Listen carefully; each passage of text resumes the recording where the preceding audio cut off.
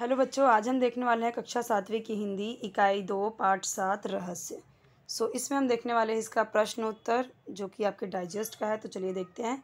तो देखिए यहाँ पे शब्दार्थ दिए गए हैं, जो कठिन शब्द हैं उसका मीनिंग दिया गया है। तो ये आपको एग्जाम में भी पूछता है। देखो, सन्नाटा। सन्नाटा यानी नीरव शांति, एकदम शांत। ठीक है। समृद्ध यानी धनवान, बीचों बीच यानी मध्य भाग में, डकैती यानी लूटपाट, सरपट यानी तेजी से, सलाह मशविरा यानी परामर्श, अफवाह यानी उड़ती खबर, राहजनी रास्ते में लूटपाट, कपोल कल्पना यानी झूठी बातें, जो कल्पना करते ना लोग, यानी कि ऐसे इमेजिनेशन। ओके। कह कहे यानी जोर की हंसी, उत्पात यानी उधम या उपद्रव। ठीक है। आतंक यानी दहशत या भय। मुहावरे भी यहाँ पे कई सारे दिए गए हैं, तो आपको याद करना बहुत ज़रूरी है। आपके एग्ज़ाम पॉइंट ऑफ व्यू से बहुत इंपॉर्टेंट है यहाँ पे। देख लेते हैं। खाट पकड़ना यानी बीमार होना। कमर कसना, खाट पकड़ना मतलब बहुत ज़्यादा बीमार होना। ठीक है। कमर कसना यानी दृढ़ संकल्प करना। आंखें खुली की खुली रह जाना यानी चकित रह जाना या आश्चर्यचकित रह जाना। हथियार डालना यानी आत्मसमर्पण करना। करवटें बदलना यानी बेचैन रहना। तारीफ़ के पुल बांधना यानी प्रशंसा करना। खून पसीना एक करना यानी कड़ी मेहनत करना। यहाँ पे देखिए, कथन के सामने सही और गलत का चिन्ह लगाओ। वह जानता था कि भूत भूत नहीं होते, बिल्कुल सही है ये बात। घीसू 6 महीने तक खाट पर पड़ा रहा, गलत। नारायणपुर में फोटोग्राफर की एक दुकान थी, सही है। गांव वालों ने हवेली में बसे भूतों को देखा तो चकित रह गए, ये भी सही है। कैमरा फ्लैश गन के बिना तस्वीर नहीं खींच सकता था, ये कैसा है, गलत है। दिए गए पर्यायों में से सही उत्तर चुनकर लिखो। मामा जी के घर से कुछ दूरी पर क्या था? सामने मंदिर था, सामने स्टेशन था, सामने हवेली थी। तो ये वाला राइट ऑप्शन है। तो आपको ये ऐसे लिखना है। उत्तर कैसे लिखना है? ये वाला पूरा दूरी पर, और जो राइट ऑप्शन है वो भी लिख लेना है। अगला कदम उठाने के लिए उन्होंने कमर कस ली, तैयारी कर ली, एक दूसरे से बातें की। तो ये वाला राइट है, तो आपको लिखना है वही वाला। यदि लोगों का आना जाना रहता तो ये अपना खाना कैसे बनाते, अपना काम कैसे करते, अपना क्रियाकलाप कैसे चलाते। तो ये देखो, ये वाला राइट ऑप्शन है, अपना क्रियाकलाप कैसे चलाते। इन डाकुओं के गिरोह ने कई वर्षों से बहुत पैसा जमा कर रखा था, बहुत उत्पात मचा रखा था, बहुत सी चोरियां की थी। तो ये वाला राइट ऑप्शन है, बहुत उत्पात मचा रखा था। नीचे लिखे वाक्य किसने किससे कहे हैं? तो देखो, उधर हवेली की ओर जाने की ज़रूरत नहीं है। तो किसने कहा था? मामा जी ने आर्यन से कहा है। आप कहते हैं भूतों के पैर उल्टे होते हैं, कनिष्का ने अपने पिता से कहा है। मुझे इस मामले में बहुत गड़बड़ लगती है, किसने कहा था? आर्यन ने मामा जी से कहा है। लेसन पढ़ा है आपने तो आपको अच्छे से समझ में आएगा। तुम दोनों ने बहुत ही बहादुरी का काम किया है, थानेदार ने आर्यन और कनिष्का से कहा है। आप तैयारी कीजिए, ठिकाना मैं बताता हूँ, आर्यन ने थानेदार से कहा है। पाठ के आधार पर जोड़ियाँ मिलाओ। तो देखो, फोटो की दुकान किस पे आएगा? नारायणपुर। भूत भूत कपोल कल्पना है ये। हवेली किस में आएगा? कह कहों की आवाज़। और वैज्ञानिक दृष्टिकोण, यहाँ पे राइट ऑप्शन जो भी है उसके सामने लिखा गया है। निम्नलिखित प्रश्नों के उत्तर एक एक वाक्य में लिखो। तो देखो, आर्यन छुट्टियां बिताने कहाँ आया था? आर्यन छुट्टियां बिताने अपने मामा जी के गांव आया था। कनिष्का कौन थी? कनिष्का आर्यन के मामा जी की लड़की थी। मामा जी ने अपने कैमरे के बारे में क्या बताया? मामा जी ने बताया कि कैमरे में कमाल का लेंस लगा है, यह रात को मामूली रोशनी में बिना फ्लैश गन के भी तस्वीर खींच लेता है। आर्यन ने हवेली के अंदर क्या देखा? आर्यन ने देखा कि हवेली के अंदर हट्टे कट्टे मोटे तगड़े बड़ी बड़ी मूछें वाले कई लोग पगड़ी बांधे बैठे थे। आर्यन ने फ़ोटो दिखाते हुए मामा जी से क्या कहा? आर्यन ने फ़ोटो दिखाते हुए मामा जी से कहा कि आप मेरे साथ थाने चलेंगे, मुझे इस मामले में बहुत गड़बड़ लगती है।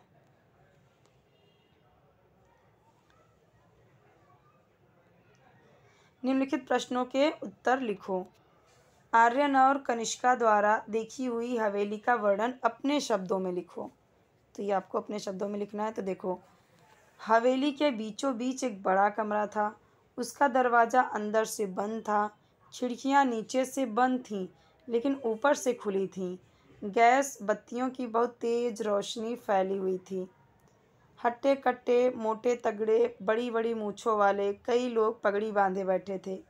उनके साथ कमीज और पैंट पहने हुए भी कुछ लोग थे। उनकी लाल लाल आंखों से आग बरस रही थी। सबके चेहरे बड़े डरावने थे। उनके गले में कारतूसों की पेटी लटक रही थी। बंदूकें और तलवारें भी रखी थीं। कनिष्का और आर्यन को वीरता पुरस्कार घोषित होने का कारण बताओ। कनिष्का और आर्यन ने सलाह की और मामा जी का कैमरा लेकर हवेली की ओर गए। वहां उन्होंने हवेली में मौजूद बदमाशों के अनेक फ़ोटो खींच लिए। अगले दिन आर्यन साइकिल लेकर पास के कस्बे नारायणपुर गया और वहां उसने एक फ़ोटोग्राफ़र की दुकान से सभी फ़ोटो तैयार करा लिए। आर्यन ने सभी फ़ोटो अपने मामा जी को दिखाए और उन्हें साथ लेकर थाने गया। थानेदार ने देखते ही कहा, इन डाकुओं ने डकैती राहजनी में कई वर्षों से उत्पात मचा रखा है। तुम दोनों ने बहुत ही बहादुरी का काम किया है। पुलिस ने सभी डाकुओं को पकड़ लिया। कनिष्का और आर्यन को वीरता पुरस्कार घोषित किया गया। इस कहानी की किसी घटना को संवाद के रूप में प्रस्तुत करो।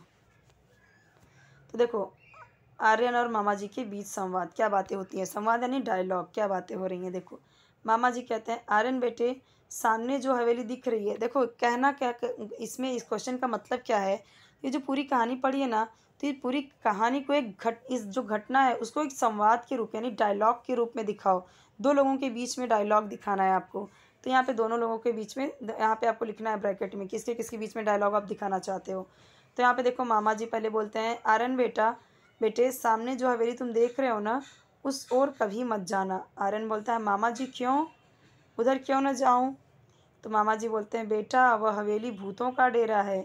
आर्यन बोलता है, मामा जी आप कैसे कह सकते हैं कि वहाँ भूत रहते हैं। मामा जी बोलते हैं, यह हवेली एक ज़मींदार की है और 10-15 सालों से यह खाली पड़ी है। कोई उधर आता जाता नहीं। एक बार घीसू उधर गया था, 3 महीने तक खाट पर पड़ा रहा। आर्यन बोलता है, मामा जी आपके पास कोई कैमरा है क्या।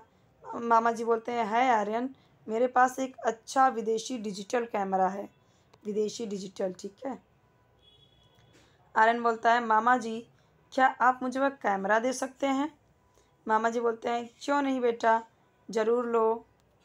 आर्यन कैमरा लेकर रात के समय मामा जी की बेटी कनिष्का के साथ हवेली जाता है और वे दोनों अंदर के कई फ़ोटो खींच लेते हैं। अगले दिन फ़ोटो बनवा कर मामा जी को दिखाते हैं। आर्यन बोलता है, मामा जी देखिए, ये है हवेली में रहने वाले भूत। लोगों को डराने के लिए इन लोगों ने भूत की अफवाह फैलाई है। अब आप मेरे साथ थाने चलिए। फिर दोनों थाने जाते हैं। थानेदार हवेली पर छापा मारकर डाकुओं को पकड़ लेता है। ऐसे डायलॉग आपको बनाना है, ठीक है। अब देखो, मुक्तोत्तरी प्रश्न क्या है। अंधश्रद्धा निर्मूलन संबंधित स्वयं किए हुए कार्य बताओ। आपने क्या किया, घर में, विद्यालय में, परिवेश में। तो देखो, घर में यहाँ पे क्या बोला गया है। घर में, हमारे घर में दादी का मानना था, यदि कोई घर से बाहर जा रहा हो और किसी को छींक आ जाए तो जाने वाले का काम पूरा नहीं होगा। यदि कोई बाहर जा रहा है और कोई छींक दे तो वे बाहर जाने वाले को रोक देती थी। हम सभी उनकी इस आदत से परेशान थे। एक बार मेरे भाई को इंटरव्यू के लिए शहर से बाहर जाना था। सर्दी का मौसम था। मुझे बहुत जुकाम हो रहा था।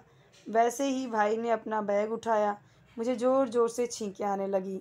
दादी ने भाई को जाने नहीं दिया और उनका बहुत महत्वपूर्ण इंटरव्यू रुक गया। घर में सब बहुत दुखी थे। मैंने दादी को समझाया कि छींक एक स्वाभाविक क्रिया है जो कभी भी किसी को भी आ सकती है। दादी के मन में भाई के इंटरव्यू को लेकर अफसोस था। उन्होंने मेरी बात समझी और अपनी इस आदत को छोड़ दिया। तो ये घर में हो गया। अब विद्यालय में देखो, यहाँ पे है,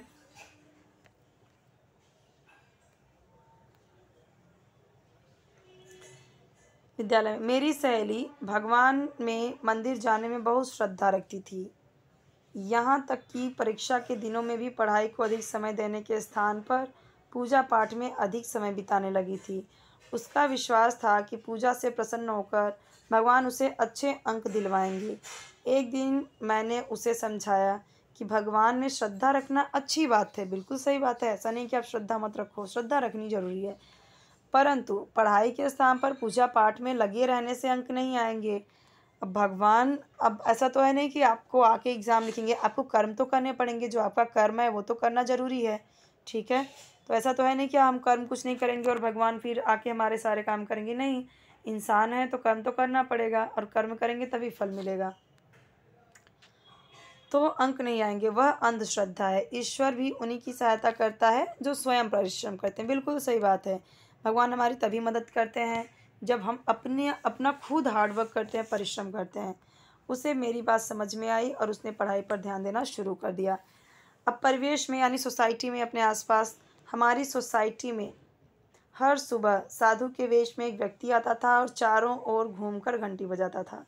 फिर सबसे धर्म के नाम पर पैसा मांगता था और कोई 10 रुपये तो कोई 20 रुपये उसे देता था। मुझे वह व्यक्ति कभी अच्छा नहीं लगा। मेरे रोकने पर भी पिताजी भी उसे कुछ न कुछ अवश्य देते थे। एक दिन मैंने उसे नगर के बाहर शराब की दुकान पर देखा। घर आकर मैंने अपने पिताजी और पड़ोसियों को इसके बारे में बताया। सभी समझ गए कि धर्म के नाम पर वह हमें अब तक मूर्ख बना रहा था। इसके बाद जब वह फिर हमारी सोसाइटी में आया तो सब ने उसे डांटा और वहाँ से भगा दिया। तो यहाँ पे आपको इस तरीके से तो 3 आ सकता है ऐसे, तो आप एक बता सकते हो, चाहे घर में, चाहे विद्यालय में, चाहे परिवेश में, 3 में से कोई एक बता सकते हो, ठीक है। तो अगर इस तरीके से आपको इसके मार्क्स अच्छे मिलेंगे, आपको कैसे लिखना है ये आपको ध्यान देना है, ठीक है।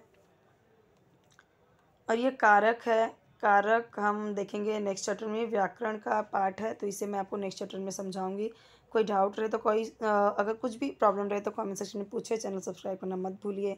वीडियो को जरूर लाइक कर दीजिए, अपने फ्रेंड साथ भी शेयर कीजिए और उनसे भी बोलिए चैनल सब्सक्राइब करने के लिए और वीडियो लाइक करने के लिए, ठीक है। उनको भी हेल्प मिल जाएगी ना अगर आप शेयर कर देते हो। अगर उनके पास वर्क बुक नहीं है, डाइजेस्ट नहीं है, उनकी बुक कंप्लीट नहीं है, एग्ज़ाम में उनको हेल्प मिल जाएगी।